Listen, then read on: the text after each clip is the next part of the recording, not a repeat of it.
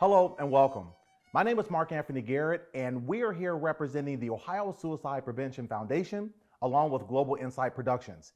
And today's message is going to be talking about suicide within the African American community and what we can do individually as well as collectively to help bring more awareness and also to reduce the number of individuals within the African American community that are committing suicide.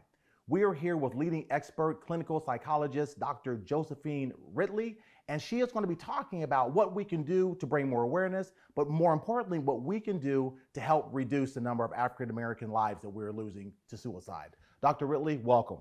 Thank you for having me. Before we get started, can you tell us a little bit more about you and why you're so passionate about this particular subject? Absolutely. I've worked for almost 20 years with individuals who suffer from serious mental illness. By serious mental illness, we mean schizophrenia, schizoaffective disorder, bipolar disorder, major depression. Those individuals are at 6 times the risk of dying by suicide as the general population. And because of that, I decided to do a deeper dive into prevention of suicide. Really wanted to take care of the population I was working with. Since then, I joined the Ohio Suicide Prevention Foundation's advisory committee, and we actually got the OSPF up and running. We helped to develop it to the point where it is now, all the way through hiring its first CEO and seeing it through to our current CEO. Um, it's been an amazing journey, and being able to be involved in grassroots suicide prevention has been amazing for me. Since that time, I've done research on suicide and depression with Case Western Reserve University, where I serve as an adjunct associate professor in their Department of Psychological Sciences. We've partnered and done some amazing work at looking at risk factors for suicide and published several articles as a result. I'm also involved with the Zero Suicide Institute, which is a national organization. I was actually one of the first to be trained in their Assessing and Managing Suicide Risk workshop. That workshop actually looks at 24 core competencies necessary for behavioral health professionals to prevent suicide and reduce suicide risk in their populations. Mm. Doc, you said something very interesting. You said that if someone is suffering from mental illness, that they're 6 times more likely to commit suicide. But when I think about mental illness, I think a lot about trauma. And so I want to ask you a question. The question is, what is race-based stress or trauma? Oh, I'm glad you asked that question. So, when we talk about racially based stress or racially related trauma, we're actually talking about the generations of trauma that African Americans have suffered, going all the way back to the Middle Passage, which was the most traumatic experience imaginable. To be kidnapped from your land, to be enslaved, to be put into slave ships where you barely had room, you couldn't even turn over. Often people would die next to you, and you'd have to just lay there until the slave runners actually came down and had everybody come up to the top deck and cleaned out the deck. So you'd be laying next to people who were dead. You would be lying in your own excrement. It was hot, it was miserable. They often had to go hungry. That's trauma. And we know that through epigenetic research that trauma can be transferred generationally. We talk about transgenerational or intergenerational trauma. We know that from a lot of the research that was done with survivors of Nazi concentration camps. They've done quite a bit of looking at Jewish descendants, and they found that actually there were changes in the way their brains functioned, changes in their mood. We noticed that if they were descendants of Jewish people who had survived the Nazi concentration camps, they actually had more signs of trauma-related illnesses and anxiety and depression than Jewish descendants who were not descended from individuals from Nazi concentration camps. They've also done research looking at children of Vietnam veterans and other veterans who've gone through combat, and they've seen changes there as well. Children of Vietnam veterans were more likely, if they saw combat, were more likely to have conditions like anxiety and other depression and ADHD and other illnesses. So we know that there is something that happens generationally. So if you think about trauma, can't think of a worse trauma than being enslaved in this country, right? So not only have we experienced transgenerational trauma, but also the lasting effects of Jim Crow and everything that happened after slavery was abolished, where we were constantly told that we were less than, that we were inferior in some way. And I hate to admit it, but even psychologists played a role. If you look at intelligence testing, we were taught that, oh, well, there's something innately inferior about us, and that's why we do more poorly on an IQ test. But the truth is, IQ tests don't measure something called raw intelligence. What it really measures is your exposure to certain information and stimuli. Mm. And of course, if you are already starting at a deficit, meaning you don't have the same opportunities, the same exposure, then you're going to perform less well on those tests. So we were constantly bombarded in this country with ideas and information that seemed to suggest that we were inferior. Now you bring it to today, and what have we seen? We've seen individuals like Ahmaud Arbery, Tamir Rice, murdered right before our eyes. We've also seen the most recent murder that really hit home was George Floyd. The whole world watched as George Floyd was murdered. So when you have an experience of watching people who look like you murdered right before your eyes as though your life doesn't matter and legally murder you, then it has an impact on you. We call that race-based trauma.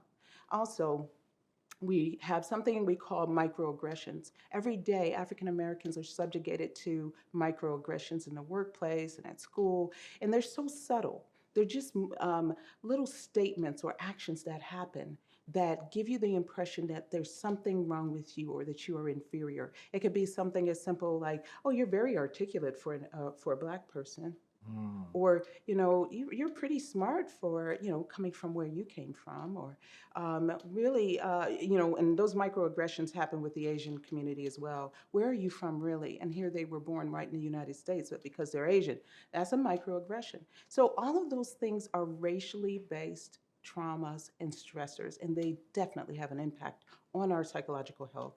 Mm. There was a term that my mother would tell me. She would say generational curses, Ah. and how that plays a factor into how people feel, how they think, how they respond to certain stimuli. So let me ask you this: what are some things that we can do collectively and individually as African Americans, as Black folk, Mhm. to really bring about more awareness to suicide within the African American community? What things can we start doing right now? Well, one of the things we can do is what you and I are doing, which is talk about it, not avoid the topic.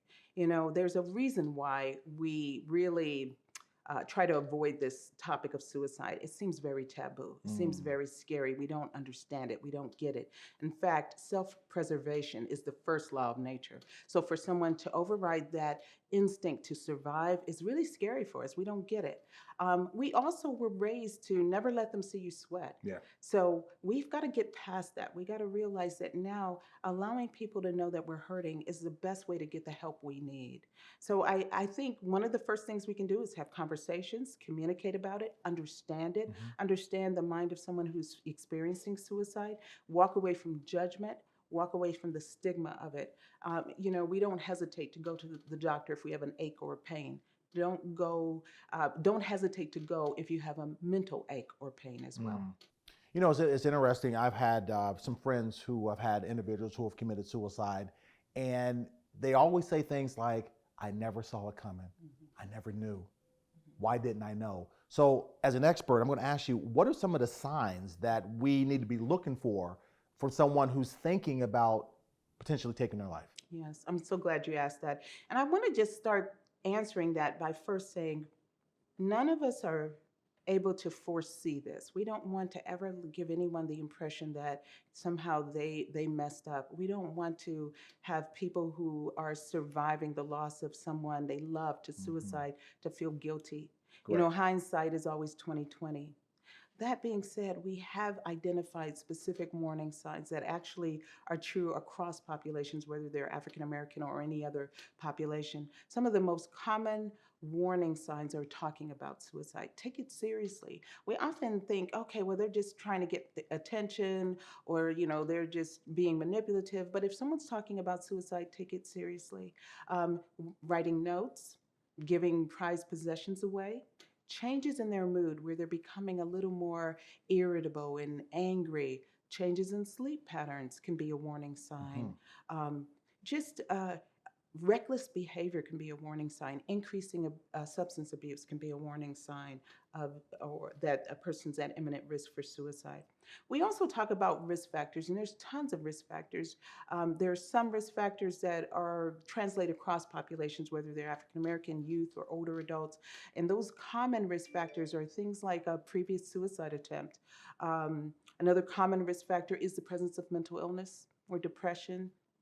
Another common risk factor is chronic pain or medical illnesses. So there's lots of chronic or consistent risk factors across populations. Some of the risk factors for African Americans include substance abuse. So even the abuse of cannabis, alcohol, any kind of drug abuse increases risk of dying by suicide. The ownership of a weapon, access to lethal means like a gun or even opiates, Percocets, whatever opiate people are addicted to, those could be risk factors for suicide. So we have to think about this as a way, reducing access to lethal means really does help save lives. So that's really important to recognize as a risk factor. And even as we think about the film in which there was a suicide attempt with a gun, reducing that access to those lethal means, thinking about when a person's in a suicidal crisis, they are not thinking clearly. In fact, research has shown that they may be experiencing something we call cognitive constriction, where they see things in terms of black and white, all or none. They're not able to see the gray. Their brain is not as flexible during that time. And so they only see two options. They believe that their two options are go on feeling this unimaginable pain and darkness, this mental anguish, or take their lives. And so they feel like those are their only two choices. And so they may opt to take their life. We are here as a community to tell them that there are other options. That because we're not in that state right now, we can see all the possibilities. We can help them to move away from that pain they're experiencing. It's important for the community to know that when a person is suicidal, the pain they're feeling is so overarching, so unimaginable that it could just darken everything. And it really is awful. It's an awful kind of mental anguish. So that pain leads them to that place of just wanting to escape. They want to escape via suicide.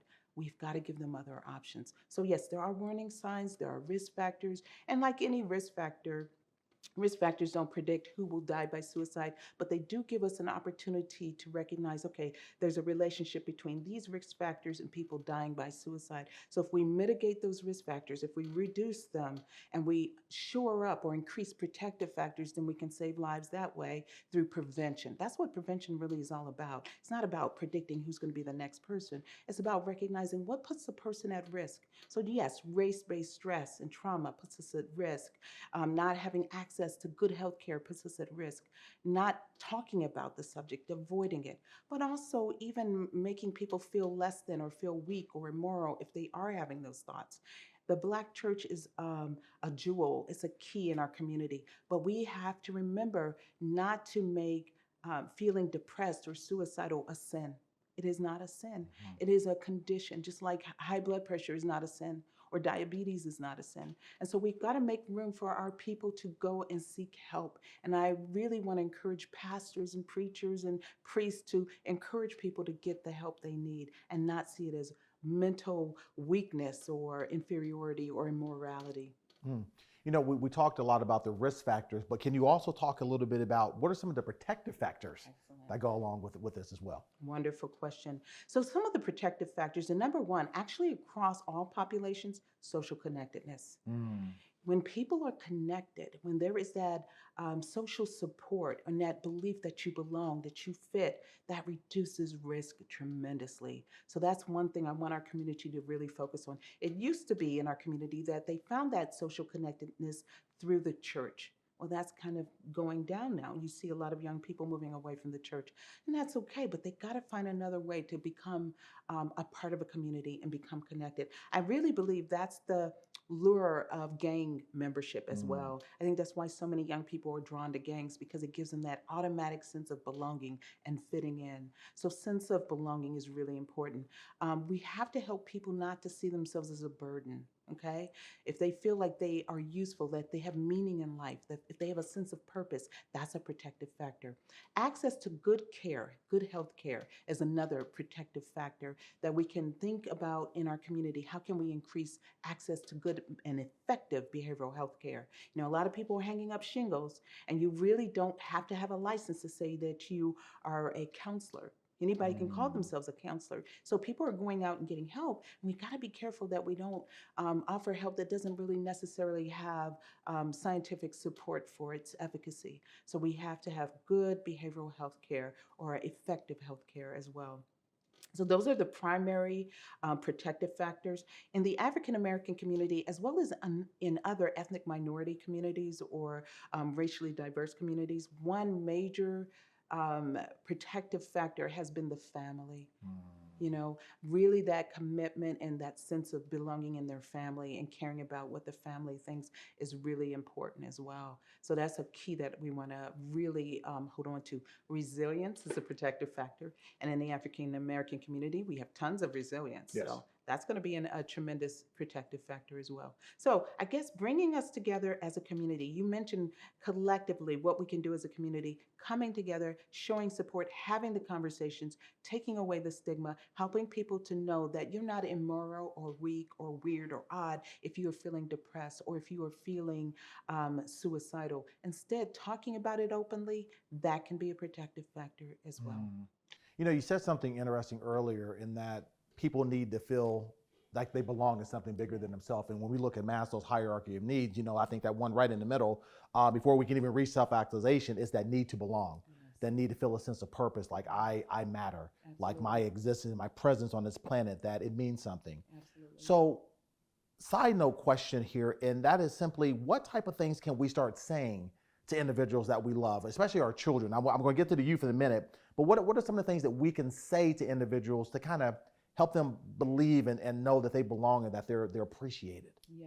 You know, that's so really hard. I want to say that even within the families, and this is I'm gonna have to be a little bit wordy here because I really want to tease this out and make sense of it. You know, to survive slavery, the harshness of the slave owners and the slave masters, where they wouldn't even let us get married on plantations. That's where the whole jumping the broom came from. We weren't allowed to get married. We were, you know, they did their best to separate, to Mhm. divide and conquer. So they didn't want us forming families. We had to secretly form families. We had to jump a broom to get married. Well, often the parents, to spare their children from the harsh whip of the master, they would engage in corporal punishment and harsh punishment. We carried that through even after the abolition of slavery. We carried that through, that harsh punishment, and so we're often really harsh with our children. We're really quite punitive with them. I think if we want to drive them to be successful, we have to do it in a way where it doesn't also diminish who they are on the inside. We have to find a way to get them to regulate their own behavior Mhm. in a way that's a little healthier. So we need to start thinking about that. How can I shape my child's behavior? Now, before I get a whole bunch of enemies saying, hey, I want to whoop my child, you can't. I'm not saying whether or not you should or should not use corporal punishment, but the words we say can be even more harsh than the corporal punishment. We have to watch our words. Our words have meaning. Don't call your kids names. I cannot tell you how many times I've been in the store and I've heard people, you know, yelling at a 3-year-old or 4-year-old, you stupid, you idiot, and other cuss words too. We've got to really kind of mentor. The older people have to mentor the younger people. We're having kids younger and younger. So if you got a teenager who has a child, they're still a child themselves. We've got to mentor them and help them to understand how to discipline in a way that's healthy, how to be present for them, how to acknowledge when the child is doing well. Don't just pay attention when they're doing the wrong thing. Don't ignore them when they're doing the right thing. Don't just plop them in front of a TV and walk away. Engage with your children, interact with your Mhm. children. That's going to make a difference. You know, just how we talk to them is going to make a difference, tremendous difference. So if they can feel a sense of belonging in family, when they're with the family and they don't have to worry about being embarrassed or humiliated or yelled at in front of people or punished in front of people, if they can feel that sense of safety and security, that's a good foundation. Mm. Because when you go to school, you're going to get bullied. So starting off that way, of course, the schools can do their part to help people feel like they fit and they belong. And so all of that is really important. So, what do you say to your children? You affirm them, You also recognize that their behavior is not them. Make sure you distinguish between a child's behavior and their personhood. You are wonderful. That behavior is unacceptable. Mhm. You can do better. Is different than you suck, you're a bad kid, I wish I never had you. We got to be careful about that. So that's one way to help starting at the young age. We also have to pay attention to the stressors they're having. Sometimes we think 5-year-olds don't have any stress, but we have research showing 5-year-olds die by suicide. In fact, one statistic that's been really sad that I've watched change since 2015 is that African American children between the ages of 10 and 14 have now passed up white children in that same age group for suicide deaths. Mm. It's startling and it's heartbreaking, but this is happening. So our young people, 10 to 14 years old, are dying by suicide at greater numbers than their white counterparts. So we have to be aware of that. Make sure your kids can talk about these things without feeling judged. Okay? So we do know that thwarted belongingness, not feeling like you fit, or feeling like you're a burden are two factors that can come together to lead to suicide risk. We also know mental illness, mental health concerns can lead to it. Stress and not having good, effective coping skills can lead to it. Teaching our kids problem solving skills, teaching them how to fix the problem, teaching them there's always a solution instead of throwing in the towel, modeling by going and getting help when we need it. All of those ways are ways to mitigate the risk in our community.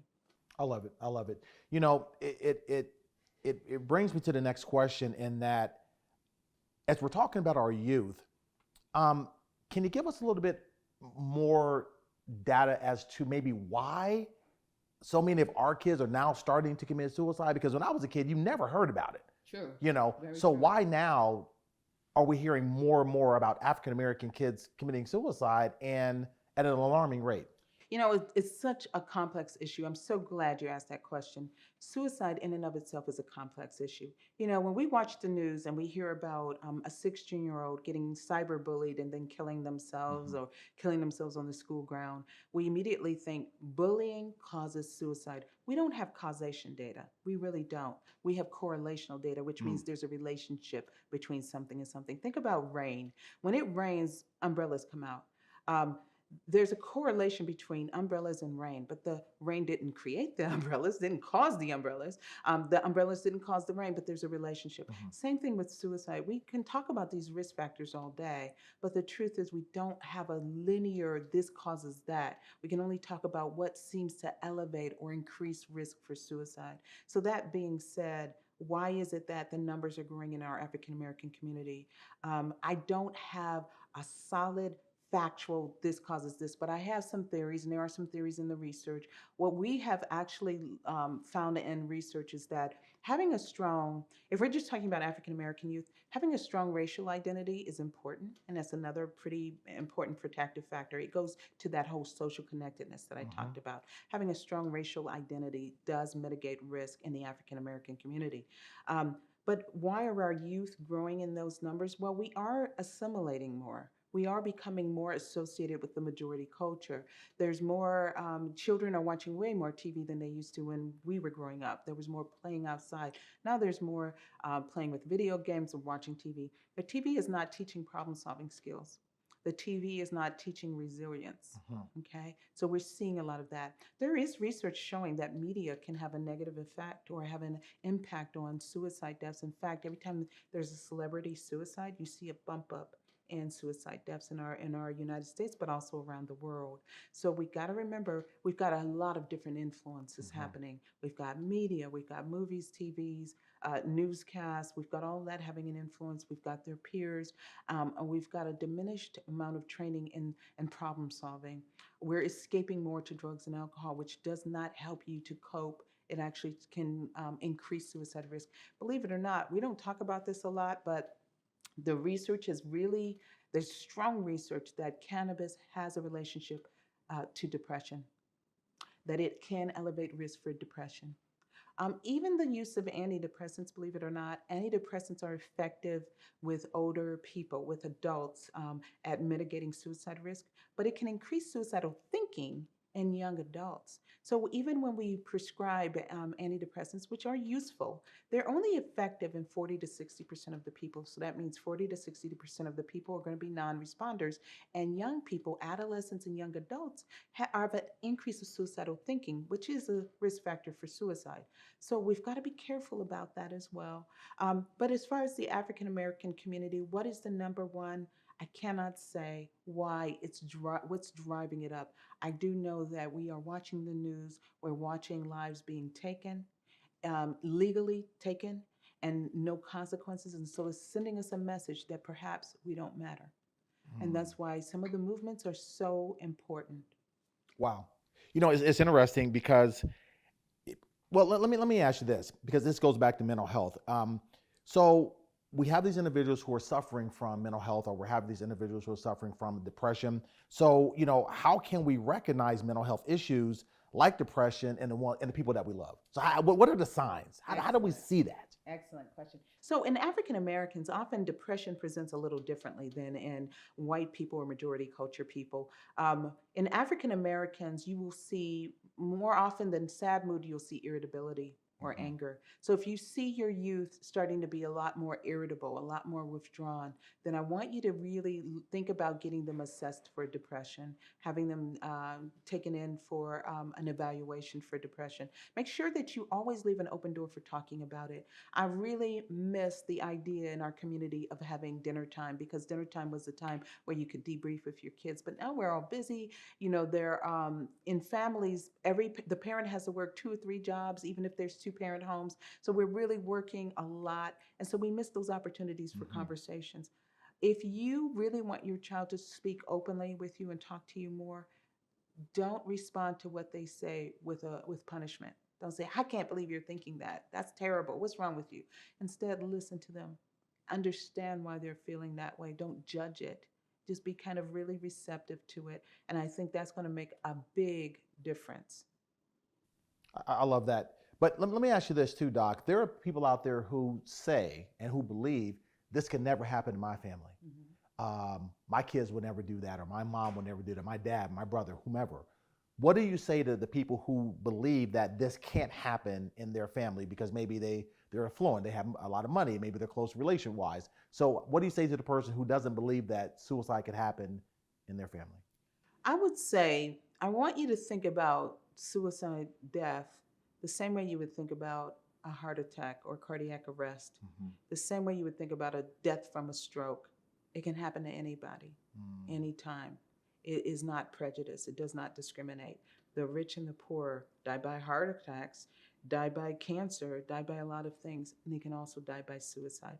So walk away from this idea that somehow this is a death that's related to some other kind of thing, like socioeconomic status or race or gender. It crosses the gamut. It can happen to anyone. It's not a judgment on anyone. Um, Depression is such an interesting condition that can happen to people. It's a medical condition. It has biological and psychological aspects to it. And when we try to understand the causation, the etiology, it's really hard. There are multiple theories about what causes depression, but it can definitely happen to anybody. And this is why we have professionals around to help. Mhm. But we can start to try to mitigate depression and the possibility of it by engaging in preventative medicine, which is basically live very healthy, get plenty of sleep, get plenty of exercise, eat healthy foods, engage with each other, do pleasurable things, have good work life balance. All of that will help. And sometimes you can do all of that and still experience depression, just like you can have healthy people like that guy, Bob, from the Biggest Loser, who had a heart attack. And he was a personal trainer. So you can do all the healthy things and still have it happen. That's why we say we don't have causation. We can't say this causes this. All we can do is still work as hard as we can to prevent it. Mhm.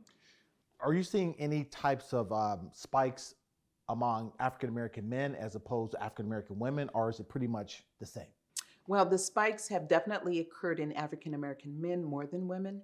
Right now, in the United States, African American women have the lowest rates of suicide of any population. So, whether you compare us to Asian Americans or Native American, American Indians, Hawaiian, you name it, we have the lowest rates of suicide. However, it is climbing.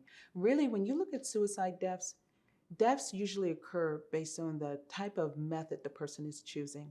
Lethal means really do matter. So women tend to not have guns as much as men. So if you look at the populations that have the highest rates of suicide, if you look at career fields, police, military, veterans, well, people don't realize women physicians have twice the rates of suicide deaths as women in the general population. Why is that? Women physicians have knowledge and access to lethal means. So they know what they're doing. So when we look at deaths and we look at men and women, men are 4 times more likely to die by suicide than women, right? There's a 4-to-1 ratio. However, women have more attempts than men, and there's a reverse ratio, 4-to-1. It doesn't mean that women don't mean to die. It's just that they have access to less lethal means. Women are more likely to use poisoning, which means taking an overdose of medicine. If they take an overdose of it, they could possibly survive, right? You know, we all hear on the TV shows how you can have your stomach pumped, right? A lavage. Whatever that does, you know, yes, you could survive a poisoning more than you could survive a gunshot. Now with opiates, we see an opiate epidemic of deaths. That's why we have rescue medicines like Narcan, because opiates are highly lethal means. They're as lethal as guns. It's just that those Narcan, that can rescue you. Shooting yourself, you're not gonna, it's really hard to survive that. So it's really about access to lethal means. So African American men are more likely to own guns and more likely to use guns to kill themselves, and therefore they are, you know, their death rates are climbing more than African American women. But we are seeing an uptick of deaths and across the population, all populations. We've seen over the past, I would say, 10 to 12 years, an increase each year in suicide deaths. Now, to give a little hope, over the past year, and this is new data, so it's still new to see, I would say from 2019 to 2020, there's been a slight decrease in overall suicide deaths, just a slight. And so we're hoping to continue to see that trend, just to give us a little hope that this is, you know, going to be mitigated. But across the board, for a long time, we've been seeing an increase every year. Now, you said something earlier about that whole being socially connected. Let me ask you this, Dr. Ridley. Have you seen that COVID has played a role in the increase in suicides among African Americans? Is there a factor in there? It's possible. I think, to be honest with you, if I can be really honest, I think the race-based stress and trauma has had a greater impact on African American community than the COVID-19. But also, yes, seeing a lot of African Americans die. We are still dying by disproportionate numbers to COVID-19. So that has led to feelings of hopelessness as well. But connectedness, believe it or not, even though we couldn't be in the presence of each other, there was a lot more of a sense of let's fight this illness together. There was a lot more reaching out that people did during COVID-19. And so even in 2020, there were some drops, but in the African American community, there still was this little bit of an uptick. I think it's because we were watching ourselves being murdered on TV and on video. People are pulling out their cell phones and they're videotaping a lot of microaggressions. You know, we have the whole joke about Karen. It's our way of coping with the stress of the fact that people, and usually for people who don't know what Karen is, it's a name we've applied to white women who call the police on African Americans for barbecuing or selling water. And so this sense of a constant, and that's called a microaggression, by the way, but this, I think, has had the biggest impact on us. I think this is why we're feeling this sense of hopelessness. Doctor, what can we do to alleviate a lot of the stigma? Because there are a lot of people out there who just think that this isn't important. So what, I know you said earlier that what we're doing is important, but are there other things that we can be doing to reduce that stigma and to let people know that this is serious? Absolutely. You know what, I love not reinventing the wheel. So let's look at what we've done to really raise awareness about lupus. Let's look at what we've done to raise awareness about sickle cell anemia in the Black community. How has that been effective? What we've done to raise awareness about diabetes and healthy eating. Let's continue to use those strategies, but use them in with suicide prevention as well. Let's open the conversations. Let's be direct about it. Let's talk openly. Let's give room for our young people and our young adults to talk about suicide openly and to talk about those painful feelings without worry or concern about judgment or rejection. So do you see, because I was at a school once and I was talking to kids about suicide, and I knew there were a couple of kids who wanted to talk about it, but they didn't feel comfortable because they thought that their peers would be just making fun of them and such like that. So what would you tell a young person or anybody in general who really wants to talk about it, but they don't have the courage to say anything? What would you say to that person right now at this moment? I would say that you are making a choice in that moment to save a life. And when you think about it that way, you wouldn't let your friend run in front of a truck that's barreling down the road and they didn't see it. You would run to move them out the way. This is the same thing. It's hard, but do it. And by doing it, you take the pressure cooker lid off and you relieve that person of all that pressure by being open to talking about it. Talking about it reduces risk. Sometimes we believe, and it's a myth, that if we talk about something, we're going to give them the idea. I promise you, you're not giving anybody the idea. Just asking a question. Have things been so bad that you thought you'd be better off dead? Let them talk about it and then move it into the next question. Have you had thoughts of suicide? You can ask that question of your friend and know what to do. We have wonderful resources. In fact, I know that you guys are putting on the screen the crisis line, the National Suicide Prevention Lifeline. They're moving to a 3-digit number to make it easier for people to call. And you don't have to wait till you're in a suicidal crisis to call that number, which will eventually be 988. You don't have to wait till you're in a crisis. You can call it even if you're just feeling upset, even if you're not thinking about suicide, but your emotions are so huge and so painful. I say head it off at the pass. Don't wait till you're in that worse of a crisis, but talk to your friends. You can even call the National Suicide Prevention Hotline if you're worried about a friend. Just say, hey, I'm worried about my friend. This is what they've been saying. This is what they've been doing.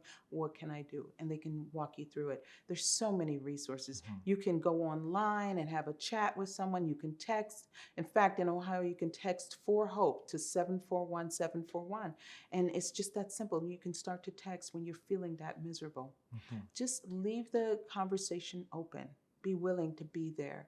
I love this whole campaign we have, Life is Better with You here, because it's really true. We are an amazing people. We've contributed so much to the world. And each of our children needs to know how important and how valuable they are, that they really do matter. I love it, Doc. I really, really love everything you've said. I want to ask you another question as it relates to the faith-based community. There are those that I've heard in the faith-based community as it relates to suicide. They say, you know what, let's just pray it away. And I believe a little bit in that, but then also I think that there's other professional things we need to do. What do you say to those individuals in the faith-based community who believe that, you know what, we can just pray this away? Yeah, that's a really hard one because faith is so important. In fact, there's just as much research to show that prayer can increase the recovery rate or the rate at which people recover when they're in the hospital. So we know prayer is effective. It's needed. Meditation and prayer are wonderful tools against stress.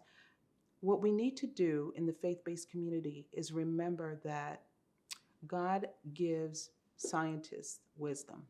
He gives them the tools and the skills. He's gifted every person with some gift. Let's not walk away from those gifts. You would not tell someone with diabetes to pray it away. You would not tell somebody who's having a stroke, stay there and have your stroke and pray it away. You would call 911. You would get them help. So you've got to treat this kind of pain the same way. These are same riskiness, the same life-threatening conditions. Suicidality, having suicidal thoughts, having severe depression are life-threatening conditions. And so we have to treat it the same way. Wow.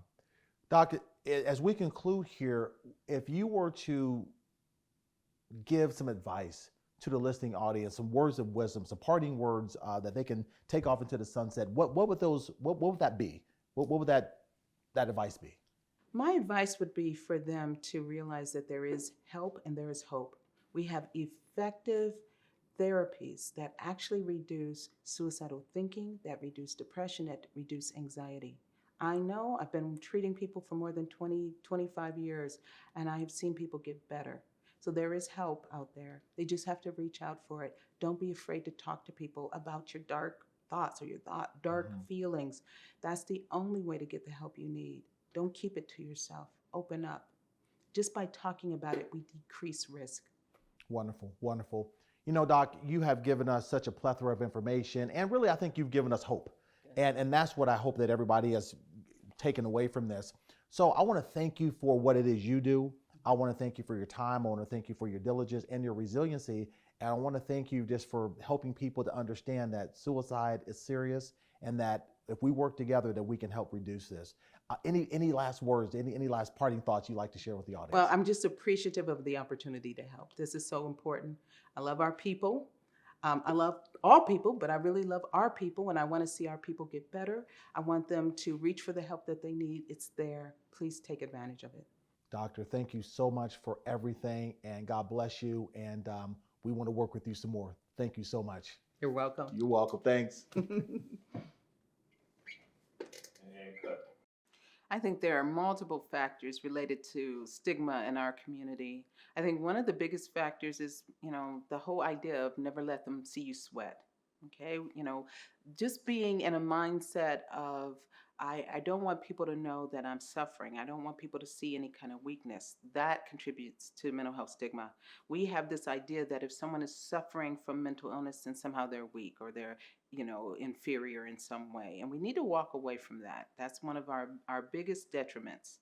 To eliminate stigma in our community is to really open up dialogue around mental health and help people to really understand what it's about. It's not about being weak versus strong. So many times when people come to see me for counseling, they say, I don't like people to see me cry. I don't like to cry.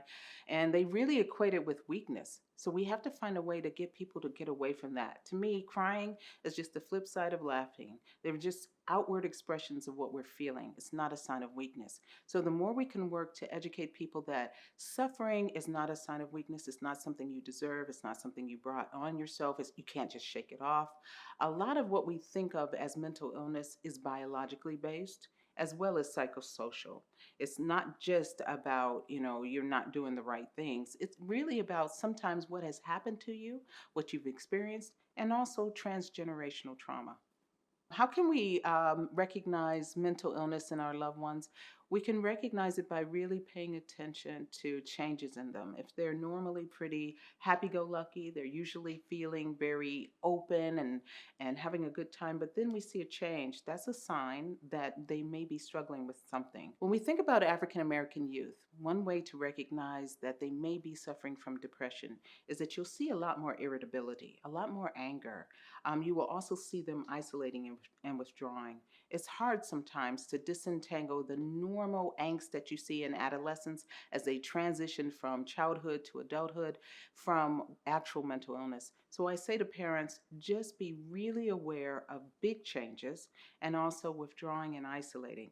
Not just because they like to hang with their friends rather than you, but actually withdrawing from their friends. That's a key sign. If they no longer want to reach out to their friends, they no longer want to go have fun with them, that's a very key sign of depression may be present. And again, with not just the youth, but adults as well, any signs of irritability and anger, that's often missed in the African American community. We always look for sadness, but that's a traditional symptom of depression that you may not see overtly in African Americans. You will see more irritability or anger manifest itself. The other things you want to look for are sleep disturbances, not being able to sleep at night, pacing the floor, not being able to really get a solid night's sleep. And then for some, the flip, you'll see them sleeping too much. They want to sleep all the time. We do know that for adolescents, no matter what their race, they tend to have their circadian rhythms shift a little bit. Circadian rhythms are our natural biological rhythms that kind of control our wake and sleep and all the different functions in our body. With adolescents, they tend to want to sleep later in the day and stay up later at night. So that's normal. But what you're looking for is a shift from, they're not sleeping at all, they're getting very little sleep, or they're sleeping so much more than just the 9 hours that they might need. The warning signs of suicide in African American populations, such as women, men, youth, and older adults are kind of consistent, and you can see them across the board. They're consistent with what you see in the general population as well. So warning signs could be anything from talking about suicide or talking about wanting to die. It could be giving away prized possessions, things that you know they really valued. Sometimes it is about leaving a note. You could see things like an increase in reckless behavior, an increase in substance use. You could see things like sleep disturbance, like we mentioned earlier.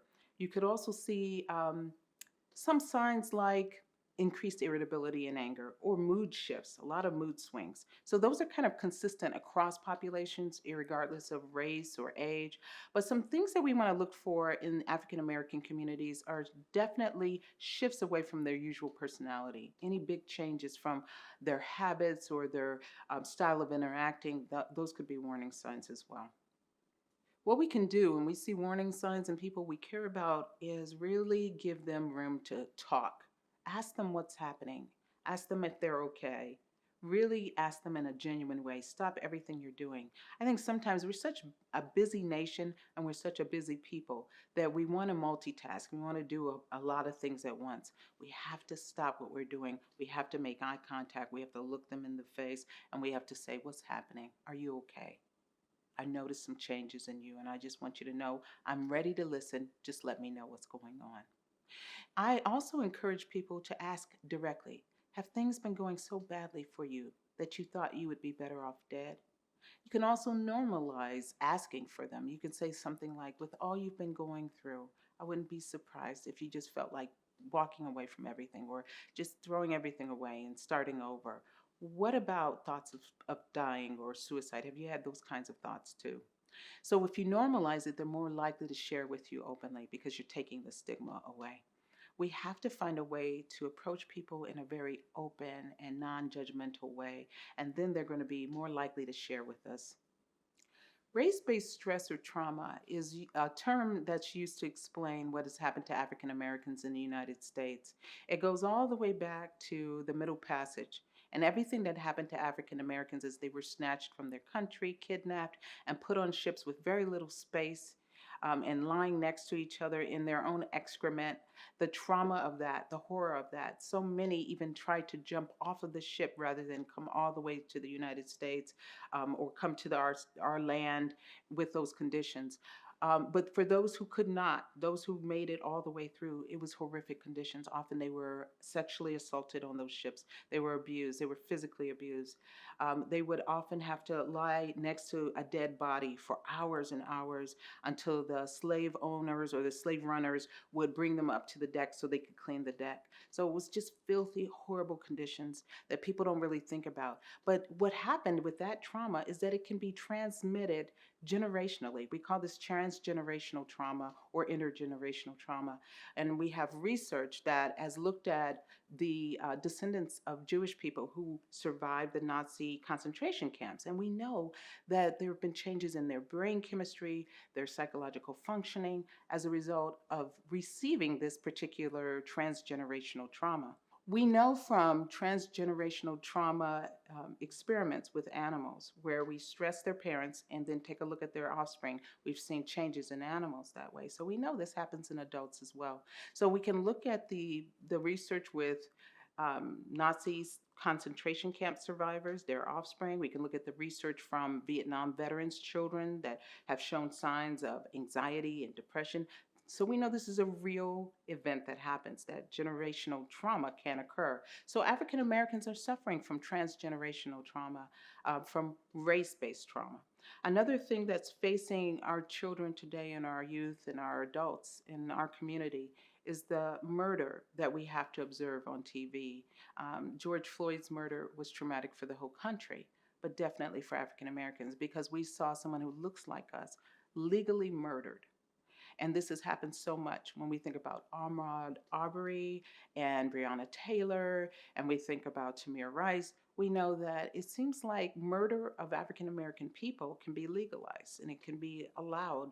And so it leaves us feeling vulnerable and hopeless, like our lives really don't matter. that what happens to us doesn't matter. And so I think what's happening in our community is that we're absorbing that. And that's a part of the race based stress and trauma. Another aspect of it are the microaggressions we have to experience in our work environment, our workplace on a daily basis. So, microaggressions are subtle kind of assaults or insults that occur. So, for example, if they say to an African American person, "Oh, you are very articulate," or they say to an Asian person, "Oh, you speak English so well," or "Where are you from?" Or assuming that someone who is of Puerto Rican descent, that they are from Mexico. So there's all kinds of microaggressions that occur on a regular basis, talking over African American people in the work environment, not letting them finish, what they were saying, or discounting what they're saying. So those are microaggressions that are so subtle, but they're a form of the race-based stress that we experience. So it's happening on a societal level, it's happening on a local level. The messages we get from the media, the press, all of those things tend to tell us that somehow we're inferior or we're less than. So, of course, that has an impact on our psyche. It has an impact on how we see ourselves, but it also has an impact on our health. We know that stress affects your physical health as well as your psychological health. You cannot separate the mind from the body, they are connected. We can maintain hope for our community's physical and mental health by knowing that there is help out there, that the help really does work. Psychotherapy can be very effective, and we also have medications that are very effective.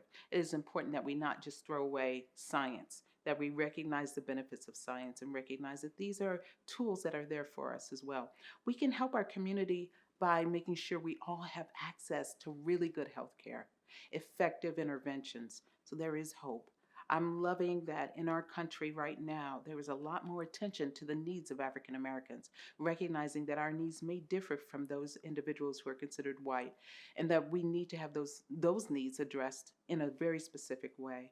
We need people who look like us to address those needs as well, because that increases our confidence in the care that we're being provided. So there's lots of hope.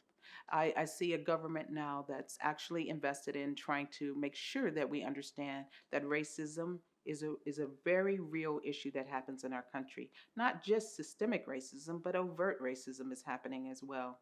There's been an increase in that and an increase in racially motivated hate crimes. So we need to recognize that. We need to continue to work to overcome racism, to research it, understand what contributes to it. We need to continue to support research against suicide, research that looks at suicide prevention. We need to continue to provide funding for the help that our community needs. Empowering our youth to know that there are other options other than suicide is one of our most important jobs. We need to convey hope to them. We need to help them know they're not alone in this, that they're not weak, they're not immoral, that they didn't do anything wrong for this to happen to them. I've heard youth that I've treated before say, "I want to know why this happened to me. Why do I feel this way?" So they often have a lot of self blame. Inside of individuals who are suicidal is this self hate, and we have to find a way to eliminate that self hate. I want to also say that inside of people who are suicidal is something we call ambivalence. If they are on the phone with you, if they are in the room with you, if they are trying to seek help in any way, ambivalence exists. Ambivalence is the push pull between a desire to live and a desire to end their life. And we have to understand where that desire to end their life is coming from. It's coming from a place of feeling like they're in unimaginable pain, that the pain can't end. So they think they only have two options: go on feeling this unimaginable pain or end their life. We have to show them that there are other options, that help is available. We do care about them. We do want to help them. So we have to walk away from judgment. We have to give them the space to be themselves, to open up to us. We have to validate their feelings. We have to give them the opportunity to share. But we also have to point out to them that we recognize their pain. Their pain is legitimate, it's real, and we know ways to end their pain without them ending their lives. Mental health stigma in the African American community comes from a variety of sources. I think one of the biggest sources is that we really value how we present, how we look to others. And I think we have some negative ideas about how it looks if you are quote unquote crazy. We think that having mental health issues is the same as being crazy or less than or immoral or weak or bizarre. And we have to find a way to educate our community to help them to know that mental health issues such as anxiety or depression are conditions. They're medical conditions. They're not a sign of being crazy. It's not a sign that you're less intelligent or that there's something bizarre about you. It just means that you have one area of your functioning that needs help. That's all. And so, if we can convey that to our people, to African American communities, and really work hard to convince them to get the help they need, I think we can move away from all of this stigma. What we can do to eliminate mental health stigma is to, number one, talk about mental health issues more openly and stop treating them as something that's a sign of, oh, you don't have enough faith or, that person's weird, and stop, just ostracizing people or pushing them away when they are experiencing difficulties. I think that's a big way to eliminate it. We need to provide education. We need to provide opportunities early in, and I think all the way back to elementary school and kindergarten, really start talking about feelings openly and getting our community to not shy away from feelings. Sometimes we socialize, especially our men, to never let people see you sweat. Don't show tears, and tears are a sign of weakness. I cannot tell you how many times I've had clients come to see me who say, I don't want anybody to ever see me cry because I don't want them to see me as weak. I have to be strong for my family. And it's always a scratcher for me, because how could you equate crying with weakness? We don't think laughter is weakness. Why do we think crying? To me, crying is just a flip side of laughing. It's just an outward expression of emotion. So I really think if we can move away from some of these antiquated ideas about emotions and who's allowed to have what emotion, that's a big step towards moving away from mental health stigma. It's really difficult to recognize mental health issues like depression in our loved ones. Often we might even think, oh, they're just being lazy or they're being dramatic, especially when it comes to youth. What we need to do is recognize when someone's in pain, they're in pain. We don't need to judge it. We don't need to label it. Instead, we need to recognize they're in pain and offer help. We need to say, hey, let's go get someone for you to talk to. I would go if I needed help, if I wanted to talk to someone. I think it's a wonderful thing. I think also we need to model for our children that it's okay to talk to people and to get help. That's the biggest thing that we can do. Stop making it more bizarre. If our children broke their legs, we would take them to the doctor right away. So if they are showing a change in their mood, if they are now suddenly they can't wake up, they're sleeping for long hours, more than 9 hours, that's a sign that they may be depressed. If they've lost their appetite, they're going all day long without eating, and they barely are eating enough to stay alive, that's a sign of depression. If you see an increase in irritability and anger in your adolescent, don't think that's just normal adolescence. It's not. It's a sign of depression, especially in African American communities. We often show depression through irritability and anger and not just sad mood. So, and that can often be missed by medical providers as well. So we need to be aware of that. If your young person is telling you that they feel anxious, they're having panic attacks or anxiety attacks, take that seriously. Don't just tell them they need to get over it or, man up. Really take it seriously and let them know there is help. Warning signs are pretty common across populations, no matter what the race, the age, the gender. And those warning signs include things like talking about suicide or talking about wanting to be dead, giving away prized possessions, things that really matter to them, possibility of writing a suicide note, feeling like a burden. If they express that they feel like they're a burden, that's a warning sign.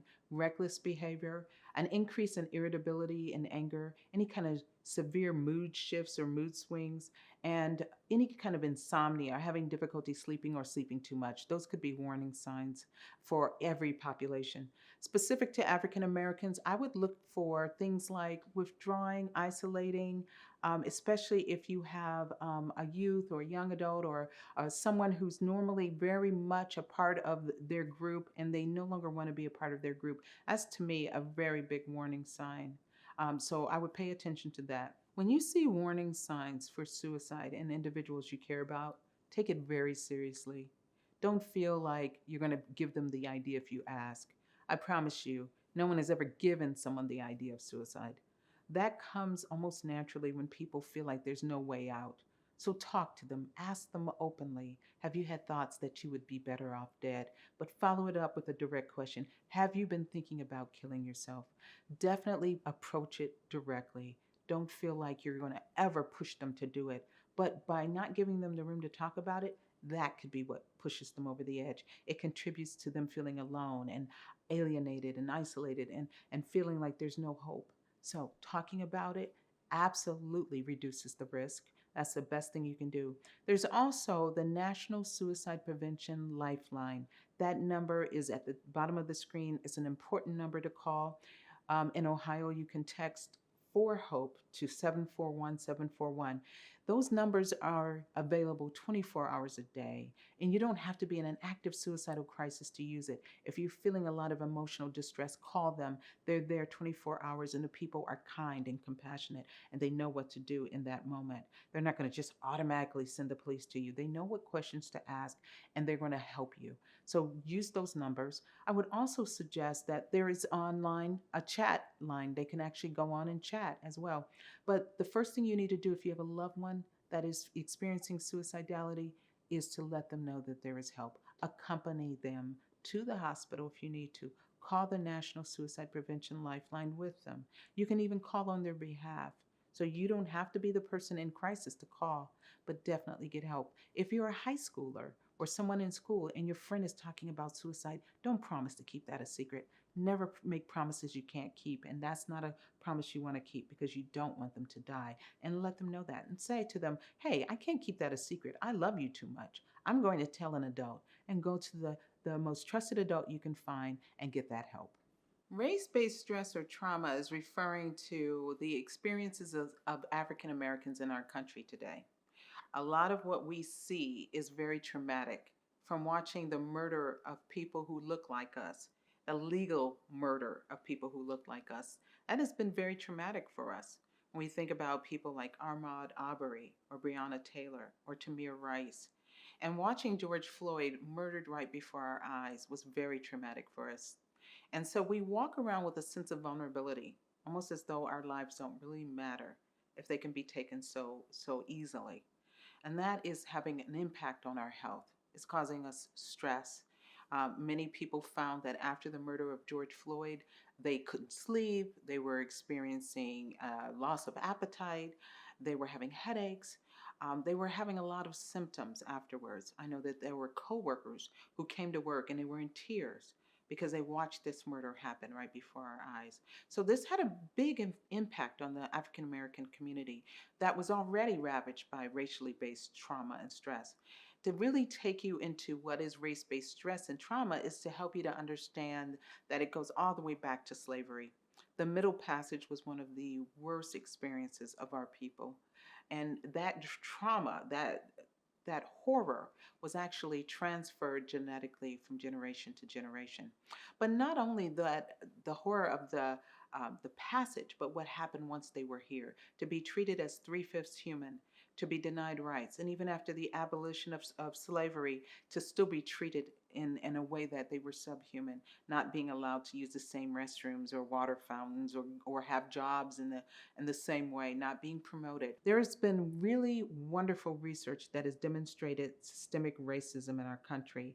One way they've demonstrated it is by having couples go to see a house.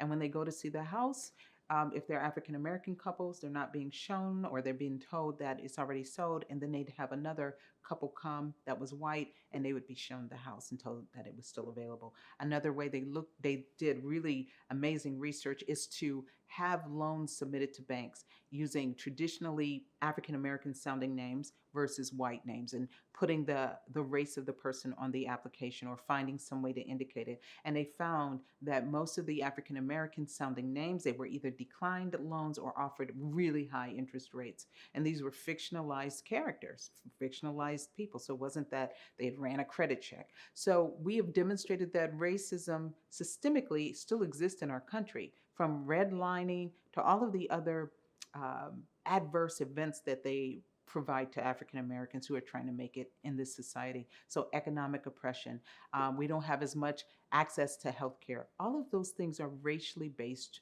traumas. And a lot of times there's the blaming of the victims. They say, okay, well, we eat a poor diet and that's why we have high blood pressure and diabetes.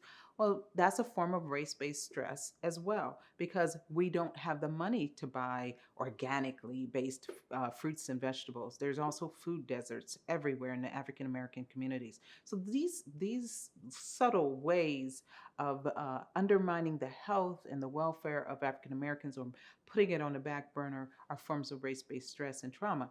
Another form that we see in our society today is in the form of microaggressions. So, those are insults or assaults that are very subtle. They're not direct and overt most of the time. They're very subtle. So, it could be something as simple as saying, "Oh, you're very articulate or well spoken." And it's, of course, intimated that it's because, hey, this is unusual for an African American. Or saying to someone who's Asian, where are you from? And here they were born right here in the United States. Or, oh, you speak well for an Asian, something like that. Those would be examples of microaggressions. One of the most common microaggressions that we've seen, and African Americans have tried to add humor to it because that's what we do as a way of coping, is to add humor, is the phenomenon of the Karens. Most of us know what that means by Karen. Karen was an affectionate name given to white women who call the police on African Americans for doing something as simple as barbecuing or coming to a pool or selling water. And so we found a way to make light of this, but truthfully, it's a form of microaggressions that really weighs heavily on us. The fact that they see us and think automatically we're doing something criminal and they need to call the police.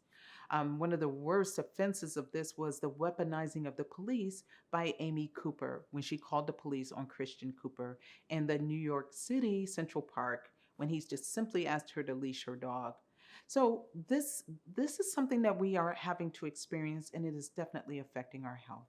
We know that you cannot separate the mind from the body, and that the stress that we are experiencing is causing psychological and physical health problems. To empower our African American youth to know that there are other solutions other than suicide means that we have to really reach them. We have to find a way to reach them. Right now, communication between parents and their youth is really strained. It's almost like a communication barrier. We have to find a way to let them know that the pain they're in, number one, is real and we get it and we understand it. But there are other ways out of it. They don't have to find a permanent solution to a temporary problem. We have to find a way to communicate to them that the pain they're experiencing is short lived. Even with adults, when you're in the throes of that darkness and that pain, it's hard to see a way out. It's hard to believe that it actually will ease up. If you can think about the last time you either broke a toe or hurt yourself in some way, it felt like that pain would never end. Or if you ever suffered from the flu or even COVID 19, it feels like it will never end, but it always does. It's hard for us to remember that it has ended. So we have to find a way to get them to see, hey, you've overcome some things before, you will overcome again. And if you hang in there and I'll walk this path with you, you won't walk it alone. I promise you it'll get better. I find that there's a lot of hope for the recovery of our mental health and our physical health in the African American community. One way that we can have hope is to recognize that we are starting to be recognized as suffering from the effects of racism in our society. The Affordable Care Act under President Obama was one of the first steps towards helping all of us to have access to very effective and helpful health care. That's what we really need. We also need to destigmatize mental health. There's hope for our recovery when we can talk openly about the struggles we're having. I feel so really warmed and encouraged when I see celebrities openly share that they are seeking mental health recovery, that they have their own therapist, that they are on medications for their mental health. I think it's been amazing. We've seen lots of football players and basketball players come forth with their struggles and their pain. We have to realize that a part of the human condition is to suffer sometimes, but that suffering can be alleviated by getting help, and that we have such wonderful state of the art ways of moving people through their recovery. So I have hope for the African American community because we are a community of resilience. We've overcome a lot, not just slavery, not just Jim Crow laws, but even the vulnerability to our lives and what happens in our systems. We've overcome a lot. And so as we band together, we can have hope of recovery. Suicide prevention is a very important mission that we all share. Every life is important, and one suicide is too many. There is hope for you. I know you may be feeling alone sometimes, or if you've lost someone to suicide, it may be a really horrible sense of loss and pain. There is help. There are people who understand, and we want to reach out to you and let you know that things get better. They really do. This pain is temporary. It doesn't have to last a lifetime. What we can do is call and talk to someone who knows what you're going through and can offer you help. The National Suicide Prevention Lifeline has workers ready 24 hours a day. They are caring and kind people. Psychotherapy really does work. It is effective and it can save lives. You can save a life today by just reaching out to your friends, to your loved ones, and letting them know that you are there for them, that you hear them, and that life is better with them here. We have several numbers at the bottom of your screen. One is the National Suicide Prevention Lifeline. Please call if you need any help, if you're suffering in any way. We stand ready to help you. There's also the 4HOPE to 741-741 text line that's available to you. We really care. We want to see you get better. We want you to know that life is better with you here.